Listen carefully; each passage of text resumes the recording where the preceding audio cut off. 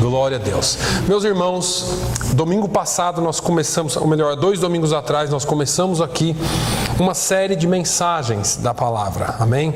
E domingo passado nós começamos aqui falando sobre entregando ou cedendo o controle das nossas vidas a Deus. Quando eu falo ceder é porque é uma coisa muito pessoal. Deus não arromba portas. Jesus ele vem com a palavra dele, o Espírito Santo vem com a palavra dele, fala nos nossos corações e cabe a você dar passagem ou dar entrada à palavra ou não. Então eu queria fazer uma breve recapitulação sobre o que nós começamos a falar e vamos continuar hoje com essa palavra. Hoje nós temos Santa Ceia aqui. E eu poderia ter mudado a palavra e falado alguma coisa sobre comunhão, sobre Santa Ceia, mas eu quero ser fiel nessa mensagem, porque Deus tem colocado no nosso coração, Deus tem falado com as nossas vidas, e eu acho que o Evangelho, ele é completo, ele é prático, ele é para ser usado de maneira que venha transformar vidas, amém? Então, quando nós falamos de entregar o controle das nossas vidas, nós falamos aqui de quem é que tem o controle da sua vida, né?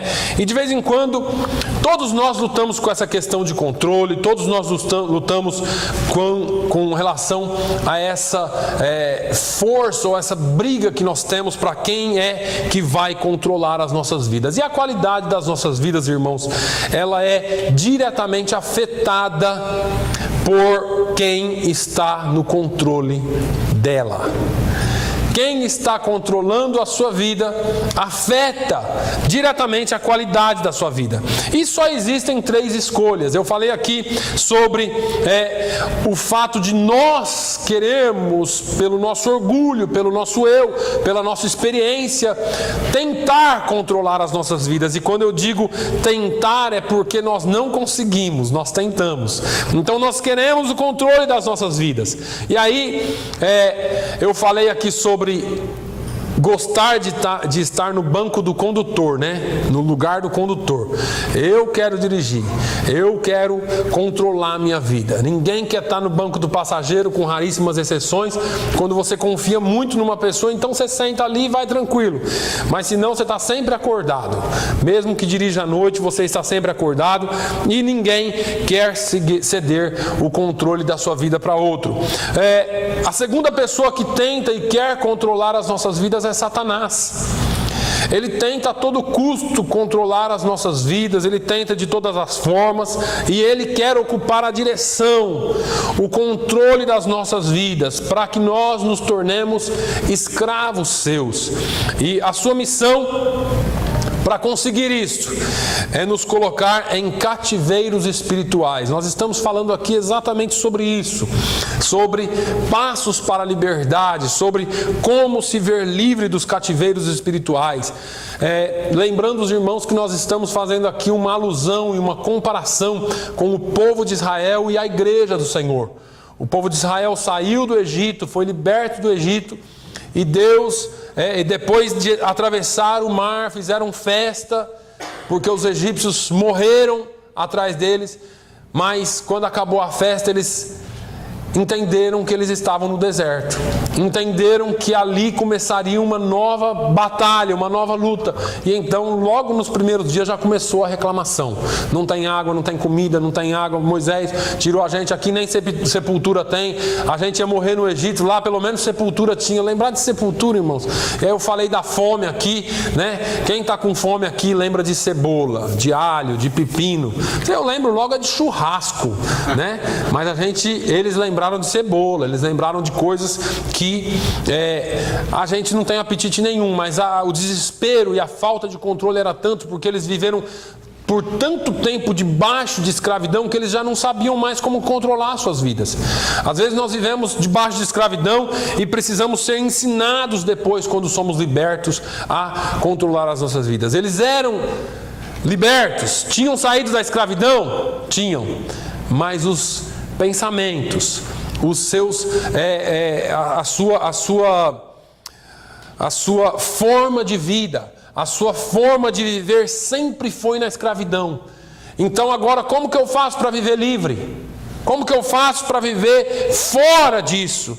Então é muito complicado, porque é fácil ser escravo. Porque escravo ele não tem muita escolha, ele só faz aquilo ali. Mas viver livre depende das nossas escolhas. Porque liberdade não é poder fazer tudo o que eu quero, ou não é fazer tudo o que eu quero. É ter o direito de escolher fazer aquilo que eu quero, ou não. Então eu escolho entre o certo e o errado e eu tomo as minhas decisões. Então, em todas as áreas da nossa vida, né, nós temos ou melhor, em toda a nossa vida nós temos alguma área que é um pouco mais fraca, que nós gostaríamos que fosse mais forte. Todos nós temos que lidar com dores, com sofrimentos, com o passado e assim por diante. A boa notícia que eu falei aqui no domingo passado é que Deus quer estar no controle das nossas vidas. E Deus, Ele tem o prazer de estar no controle das nossas vidas. Ele nos criou de forma que nós funcionemos melhor, pensemos melhor, andemos e caminhemos melhor, se Ele estiver no controle das nossas vidas. Então nós temos que ter isso em mente. O poder controlador do cativeiro espiritual é terrível, porque ele nos controla, ele se enraiza profundamente em nós. E só para recapitular aquilo que nós estamos falando, eu vou definir novamente aqui o que é escravidão espiritual. Escravidão espiritual é qualquer pensamento, atitude, comportamento, hábito, característica pessoal, substância ou relacionamento que controla, que exerce controle sobre a vida de uma pessoa. Qualquer dessas coisas que controle você é preso dela, é escravo dela. Essas coisas se enraizam, levam anos para se enraizar em nós. E eu disse aqui, quero tornar a dizer, que às vezes nós estamos tão enraizados nesses problemas, ou eles estão tão enraizados em nós, que nós assumimos essa personalidade de pensar que somos assim. Eu sou assim, eu nasci assim, eu vou morrer assim. O meu avô era assim, o meu pai era assim, eu sou assim e os meus filhos serão assim. E independente da área da sua vida que for, mas deixa eu te dizer uma coisa, Deus não te criou assim. E eu usei 2 exemplos muito sérios aqui. Porque você fala assim, mas pastor, eu sou crente. Amém que você é crente. Isso, irmãos, que eu estou falando, eu não estou falando para não crentes. Isso é para o salvo, porque às vezes por causa de um problema que nós temos, nós ficamos imaginando que não somos salvos. Ora, Israel havia sido salvo de dentro do Egito, tirado de dentro do Egito, mas ainda mantinha padrões e pensamentos e costumes que eram do Egito. Ele precisava agora passar por outro processo.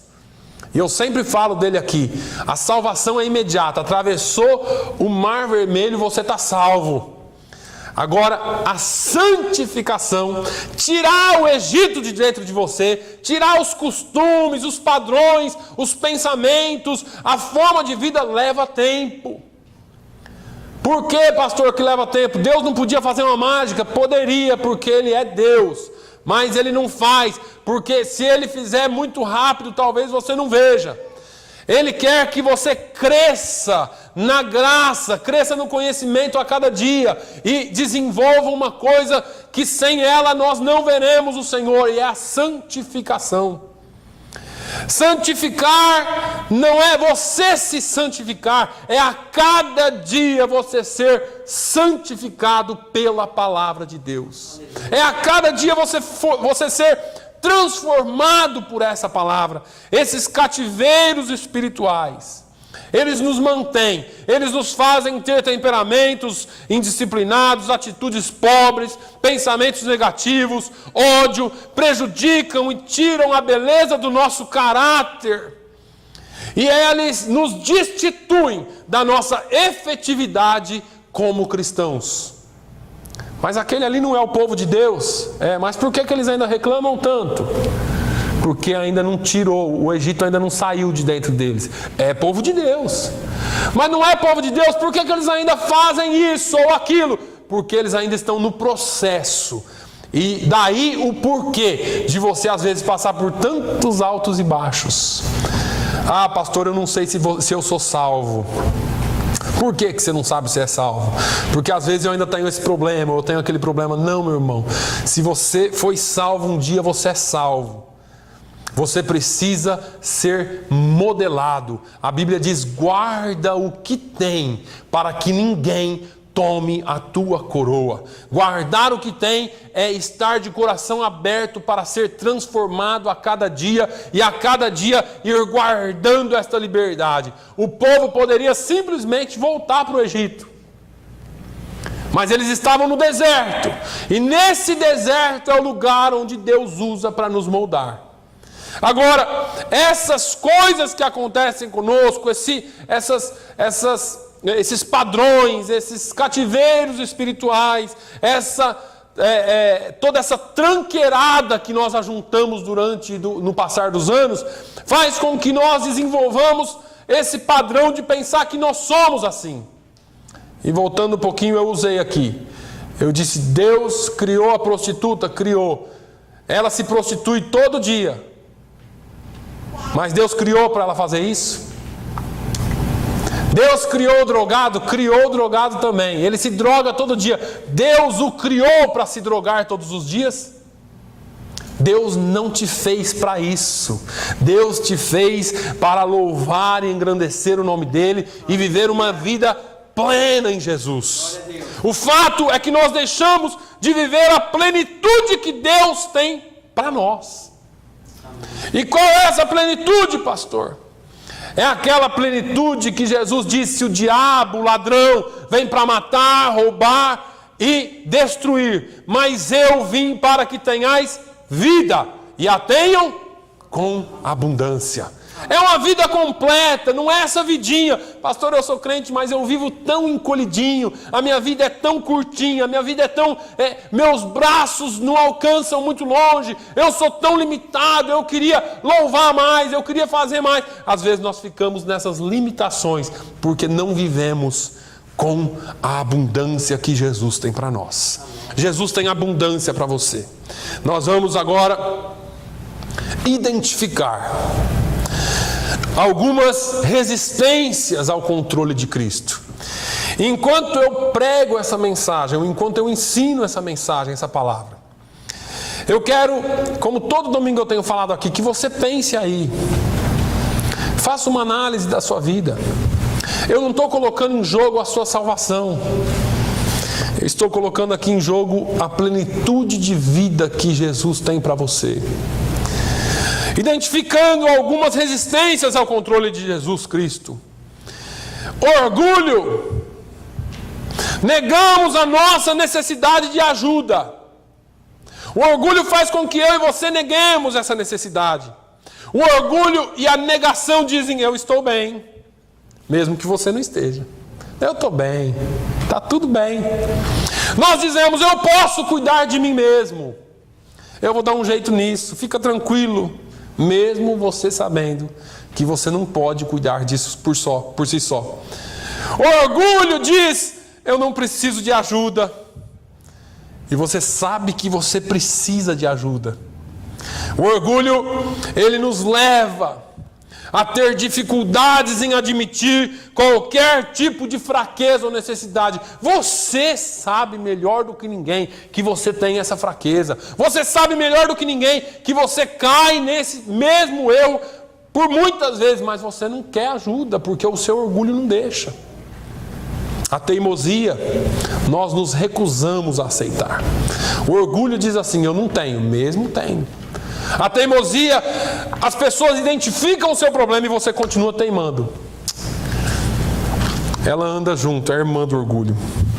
Enquanto a pessoa orgulhosa se recusa a reconhecer a necessidade de ajuda, a pessoa que é teimosa, ela sabe que precisa de ajuda, mas recusa aceitá-la. Um não quer reconhecer que precisa, o outro sabe que precisa e não quer aceitar. Por quê? Porque nós queremos fazer do nosso jeito. Você não saiu do banco do motorista ainda, do condutor ainda. Você precisa de quebrantamento. E eu vou te dizer uma coisa aqui do fundo do meu coração. Cuidado. Você está dirigindo a sua vida hoje, mas pode estourar o pneu da frente e você bater de cara em alguma parede. Por causa da sua teimosia, por causa do seu orgulho. Deus usa meios para nos quebrantar. Deus usa meios para nos quebrar se for preciso, para que Ele trabalhe em nós. O povo dele, ele teve que moer durante 40 anos, para que o povo pudesse herdar a vida com plenitude. E mesmo assim nós, tendo o exemplo que nós temos, às vezes nós não prestamos atenção a ele. A teimosia, ela faz com que nós recusemos essa ajuda. O medo, nós temos medo de entregar o controle. Render as nossas vidas a Cristo significa entregar o controle por completo a Ele. E às vezes ficamos com medo que Ele vai requerer, do que é que Ele vai requerer de nós.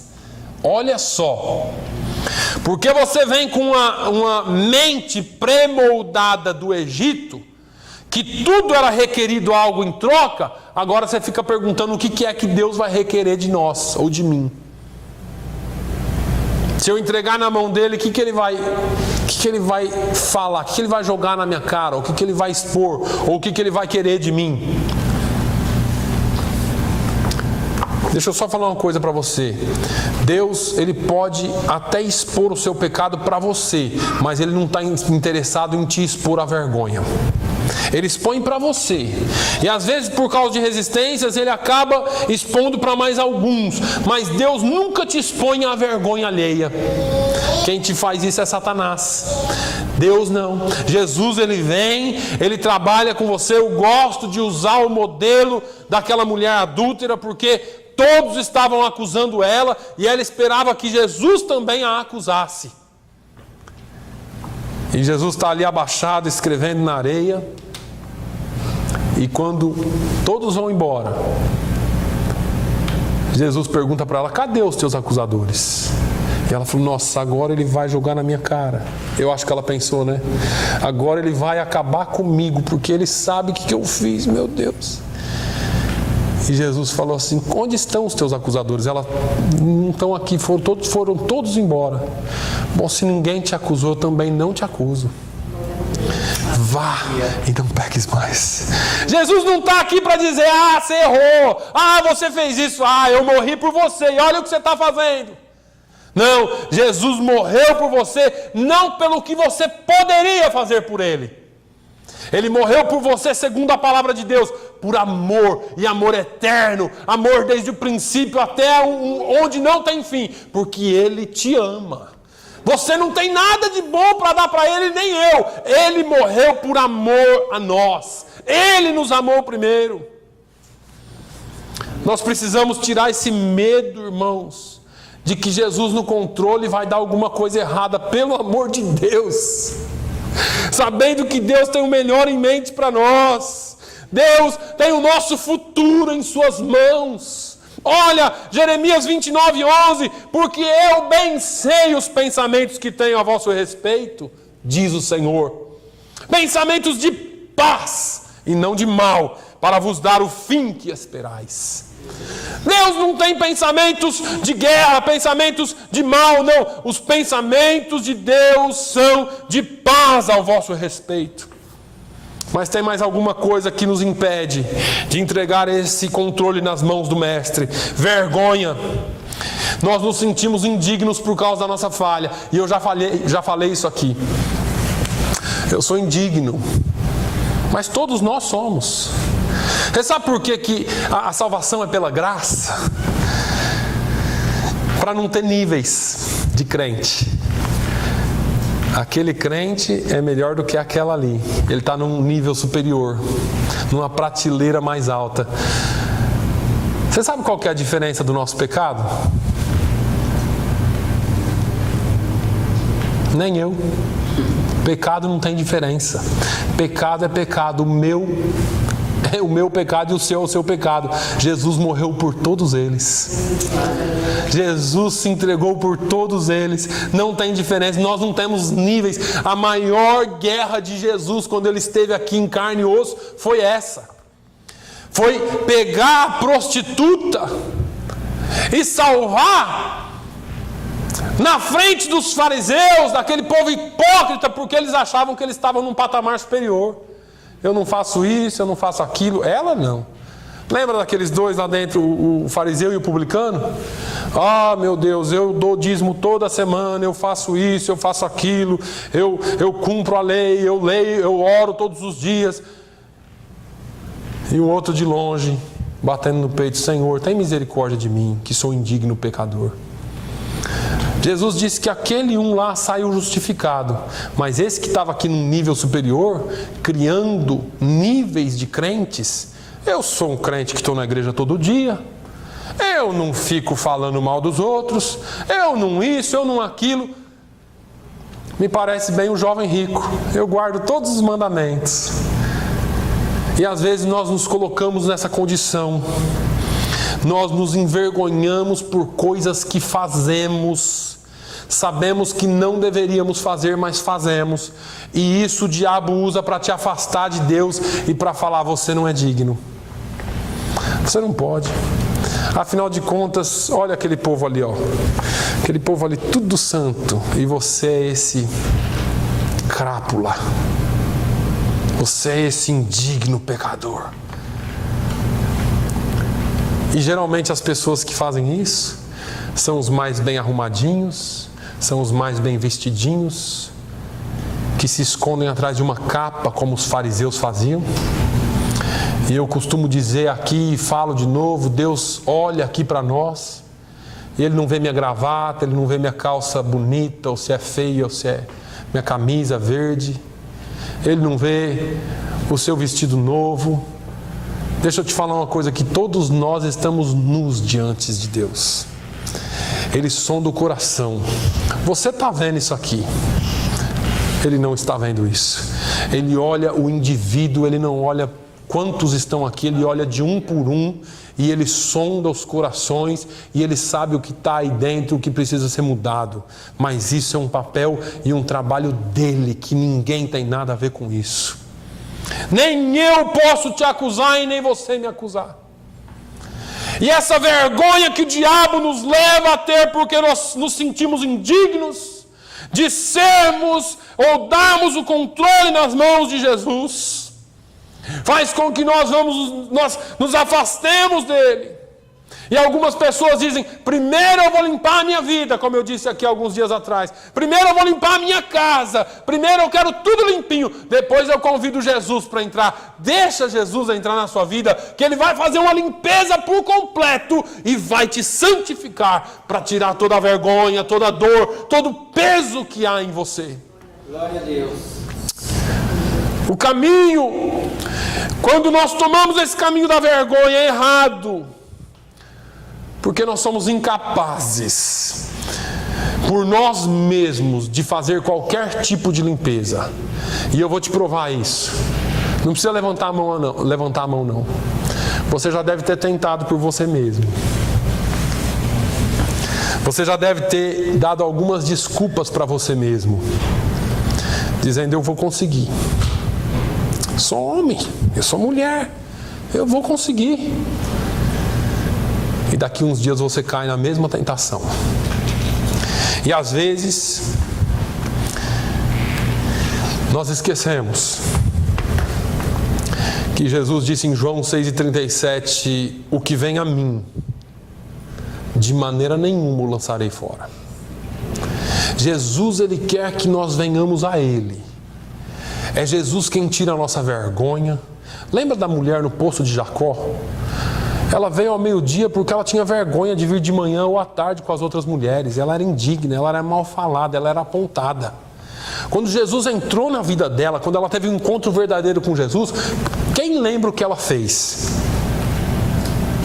Essa mulher que tinha vergonha de estar no meio das outras, ela voltou correndo para a cidade e começou a anunciar para todo mundo: olha, vem e vê. Eu encontrei um que eu acho que é o Messias. Aleluia. Eu acho que a mulher que se escondia de todo mundo agora vai se expõe diante de todo mundo e dizer: eu encontrei o Messias. E todas as vezes que eu e você dermos o controle da nossa vida a Ele, Ele tira, Ele arranca a vergonha, arranca a acusação de Satanás e passa a reinar por completo em nós. Aleluia. A decepção, nós nos decepcionamos por muitas vezes. Por quê, irmãos? Porque confiamos em nós mesmos, porque confiamos em alguém, porque confiamos em algum tipo de sistema. Dessa vez vai dar certo. E nos decepcionamos. Nós confiamos nos homens, confiamos nas religiões criadas pelos homens, e elas nos trazem decepções. Davi deu uma declaração a respeito de Deus: a ti clamaram e escaparam, em ti confiaram e não foram confundidos. Salmos 22:5. Todos os que confiam no Senhor não são confundidos, não são decepcionados. Nós não podemos viver com as decepções das nossas falhas. Mas vamos um pouquinho adiante. A falta de fé. Nós não temos fé que Deus nos ajudará. Isso é terrível, irmãos. Eu já convivi com isso. Você vê testemunho dos outros é lindo. Você vê testemunho sobre a vida de alguém é muito bonito. E às vezes a palavra, o pastor ou alguém está ministrando sobre a sua vida e dizendo sobre a bênção que Deus tem para você pela palavra. E você acredita que o vizinho da direita pode ter, o da esquerda, o de trás, o da frente, mas você acha que Deus não vai te alcançar nunca. Isso é falta de fé. Isso é falta de fé. Eu vivia dentro desse dilema. Será? Mas será que vai dar certo? Será que isso? Será que aquilo? Eu vivi por muitos anos dentro desse dilema de falta de fé. Tomar decisões confiando em Deus não é fácil. Deixar coisas para trás confiando em Deus não é fácil. Precisamos ter fé em Deus. Lembre-se, uma pequena fé dentro de você, em algo grande, maior que tudo, que é Deus, pode realizar grandes milagres. Jesus não precisa de uma grande fé dentro de você. Ele disse que uma fé do tamanho de um grão de mostarda pode mover montanhas. Porque a fé depositada na coisa certa pode mudar muitas coisas. A fé nossa nunca será grande, mas se ela for pequenininha, ainda que ela seja pequena, em Deus, Ele é grande. Ele é o Todo-Poderoso. Ele muda as coisas. Aleluia. Mas vamos lá. A procrastinação, deixar para depois. Não faça isso, irmão. Tem um jargão popular que diz: não deixe para amanhã o que você pode fazer hoje. Algumas pessoas simplesmente preferem deixar para depois. Algumas pessoas adiam a sua decisão de dar o controle das suas vidas a Cristo para outro dia. Talvez amanhã eu faço. A palavra fala com você, a palavra trabalha em você, bate na porta do seu coração. Você sabe que Deus está falando com você e você deixa para amanhã. Isso é um perigo que você está correndo. As nossas boas intenções para o futuro, muitas vezes, não se concretizam naquilo que nós queremos. E aí nos leva a arrependimentos maiores mais tarde. Porque eu devia ter feito isso antes, porque eu devia ter tomado essa atitude antes. Inúmeros exemplos bíblicos de como Jesus é a resposta para cada um dos comportamentos destrutivos e para cada problema que nós temos, nos deveria levar ou nos levar a confiar mais nele. Porque essas cadeias espirituais, elas se enraizam profundamente, elas são espiritualmente reforçadas em nós, elas exigem um preço alto de nós. nós precisamos de ajuda para nos livrar delas. Essa liberdade que nós tanto almejamos, e toda liberdade requer um libertador. Requer alguém que nos liberte. E existe somente um poder que pode nos livrar das nossas cadeias espirituais. O seu nome é Jesus Cristo. Em Atos 4:12, Pedro diz: e em nenhum outro há salvação, porque também entre os homens, ou debaixo do céu, nenhum outro nome há, dado entre os homens, pelo qual devamos ser salvos. Somente nele há a salvação que nós precisamos. A palavra grega salvação significa literalmente libertação. Nós precisamos ser libertos dos nossos cativeiros. Irmãos, entenda uma coisa séria aqui. E eu já disse isso para os irmãos. Eu não estou falando que você não é salvo.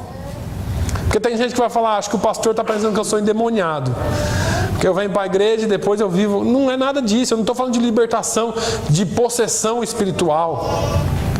Eu estou falando de coisas e hábitos em nós que às vezes precisam ser removidos. Coisas que nós carregamos do nosso passado para o futuro e precisa ser mudado. E todos nós, em um certo nível, temos isso, irmãos. Eu louvo a Deus se você já não tem mais, se Jesus já te libertou de todas as suas prisões. Porque às vezes nós ficamos presos em pequenas coisas. Jesus é a única força, é a única pessoa, é o único poder suficiente para desmantelar e destruir os controles da teimosia e do orgulho e das coisas que nos prendem. Jesus Cristo é o grande libertador. Jesus ajudou pessoas em todas as áreas, eu poderia citar muitas delas aqui. Jesus registra, Lucas 19:10 registra que o Filho do Homem veio buscar e salvar o que se havia perdido. Jesus libertou pessoas ricas, como Zaqueu. Jesus libertou pessoas que estavam presas espiritualmente, como uma mulher vivendo numa incrível escravidão, em Lucas 13. Quando você vê uma mulher que andava numa doença espiritual por 18 anos curvada, e ela foi curada por Jesus. Jesus ajudou pessoas que sofriam de doenças físicas, cegos, mancos, coxos, pessoas com membros ressecados. Jesus ajudou pessoas que eram oprimidos. E ser oprimido significa estar carregando uma pesada carga que te pressiona para baixo. Quantas vezes nós carregamos coisas, irmãos, que não deveríamos carregar? Jesus libertou pessoas que haviam sido rejeitadas por outros. Essa questão da rejeição é uma terrível escravidão espiritual. Quantas pessoas foram rejeitadas no passado e hoje carregam marcas da rejeição? Rejeitam qualquer tipo de coisa, qualquer tipo de correção. Aquilo entrou nelas e assumiu nelas um papel tão importante que, pela rejeição do passado, hoje elas rejeitam Jesus, rejeitam conhecimento, rejeitam qualquer coisa que possa lhes trazer vida. É uma escravidão. Jesus limpou e ajudou pessoas de sucesso a encontrar significado real. Quando você se lembra do homem chamado Nicodemos, ele tinha todo o sucesso religioso, financeiro, tudo que você pensar ele tinha, mas ele precisava de uma liberdade espiritual. Jesus ajudou pessoas em todas as áreas de suas vidas, e às vezes nós ficamos parados, travados e não queremos ser ajudados por Jesus. Deixa Jesus tomar o controle da sua vida. Deixa Jesus tomar o completo controle da sua vida. Se você for ver a história de cada um desses personagens que eu citei, o assunto se repete em cada uma dessas histórias. As pessoas que foram amparadas ou cuidadas por Jesus encontraram ajuda quando elas permitiram que Jesus tomasse o controle da sua situação. Cada uma delas tomou a decisão de deixar Cristo dirigir o seu caminho. Se nós queremos encontrar liberdade para as nossas cadeias espirituais, nós precisamos estar decididos a dar este importante passo, ou seja, passar o controle das nossas vidas a Jesus Cristo. Escolhendo passar o controle para Deus é uma das melhores decisões que você pode fazer. E passar esse controle para Deus requer algumas coisas. Destitua-se do seu trono. Eu não mando mais na minha vida. Eu não quero mais mandar na minha vida. Eu quero que Jesus mande na minha vida. Dê o controle da sua vida, ou dar o controle da sua vida, exige que você saia do seu trono, do seu orgulho. Nós precisamos descer da nossa posição de sermos o nosso próprio Deus. Eu comando a minha vida. Precisamos estar dispostos a resignar esse cargo de controlador da minha vida. Nós precisamos que Deus, aquele que nos criou, governe a nossa vida por completo. Se comprometa de todo o coração para com Deus. Não jogue com Deus. Não faça negócio com Deus. Algumas pessoas entregam parte das suas vidas, mas nunca entregam por inteiro. Querem o caminho de Deus, mas querem também o seu próprio caminho, de acordo com aquilo que der. Comprometimento parcial com Cristo nos torna miseráveis. Sabe por quê? Nós nos degladiamos por conflitos de interesses e desejos. Jesus tem uma vida para nós, mas nós brigamos porque temos outros planos para as nossas vidas. Eu quero que seja assim.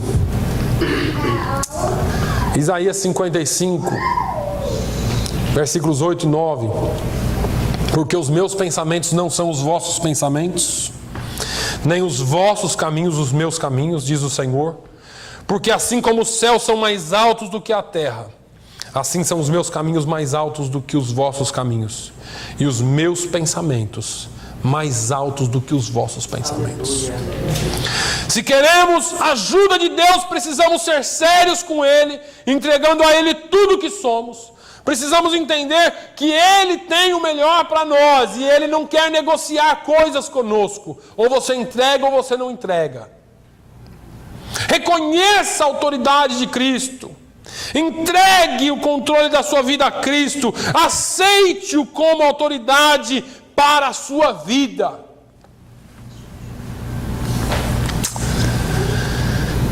Receba a oferta de alívio que Jesus tem para nós. Todos nós citamos esse versículo com frequência, né? Vinde a mim, todos vós que estáis cansados e oprimidos, eu vos aliviarei. Tomai sobre vós o meu jugo, e aprendei de mim que sou manso e humilde de coração, e encontrareis descanso para as vossas almas, porque o meu jugo é suave e o meu fardo é leve. Que lindo! Mas nós não queremos fazer isso. Nós não queremos fazer isso. Jesus tem essa oferta para nós, mas nós resistimos a ela. Aceite o governo de Cristo.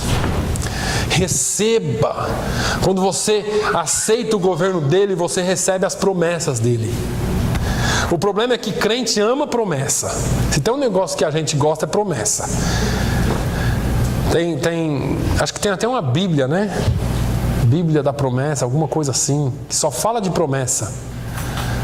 O pessoal já até contou quantas promessas tem na Bíblia.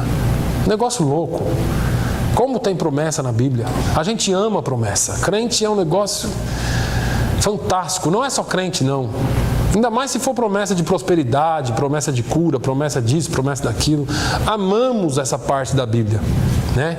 Gostamos de promessa, mas nós só queremos as promessas. O pacote é completo. E é interessante que quando você pega Deuteronômio, quando Deus dá a promessa para o povo, ele fala: se obedecerdes. Essa aí eu já não quero, não. Essa parte já é muito difícil para mim. O negócio de obedecer não é comigo, não. Eu quero só a promessa, porque a promessa é bonita. Mas quando nós aceitamos o governo de Cristo, as promessas de Cristo vêm para nós também. Então não é uma questão só de ter promessa, mas aceitar o pacote completo da salvação. Espere em Deus a sua proteção. E agora eu estou expondo tudo na minha vida, estou entregando tudo para Jesus, mas agora eu vou ser exposto, agora vai acontecer isso, e o diabo começa a trabalhar tudo de novo em você. Deixa eu te falar, o mesmo Deus que te cura é o Deus que te protege. O mesmo Deus que te sara é o Deus que tem bálsamo para você. Deus não tem nenhum tipo de intenção em te expor, em te colocar em perigo, não. Deus quer que você confie que Ele é o teu ajudador, que Ele não te desampara, que Ele não te abandona. Ele é o Deus da tua proteção. Aleluia. E você fala assim: meu Deus, eu queria tanto fazer isso, mas eu não tenho certeza. Mateus 19, 26 diz assim: aos homens isso é impossível, mas a Deus tudo é possível. Aquilo que é impossível para você, aquilo que você já tentou antes e a sua experiência anterior não é muito boa, Deus quer tomar conta. Ele quer trabalhar completamente na sua vida, transformar você. E Ele quer que você saiba que com Ele tudo é possível. E para Ele tudo é possível. Amém? Que essa palavra seja profética na sua vida, no nome de Jesus. Senhor, que o Teu Espírito fale muito mais do que eu. Eu tenho um corpo físico e às vezes ele falha. A garganta não está boa, a cabeça não está boa. Mas o Teu Espírito não tem sombra nem variação. O Teu Espírito é o Espírito que fala aos nossos corações. O Teu Espírito é o Espírito que transforma e convence o homem do pecado, da justiça e do juízo. Nesse momento não é uma questão só de convencer do pecado, da justiça e do juízo, mas é um momento de transformação, é um momento de trabalhar na vida dos Teus filhos, para que eles vivam uma vida com abundância. Senhor, que essa palavra também faça morada em mim e em nossos corações, que nós possamos vivê-la a cada dia, não religiosamente, mas entendendo quem é o Senhor e o que o Senhor tem para nós.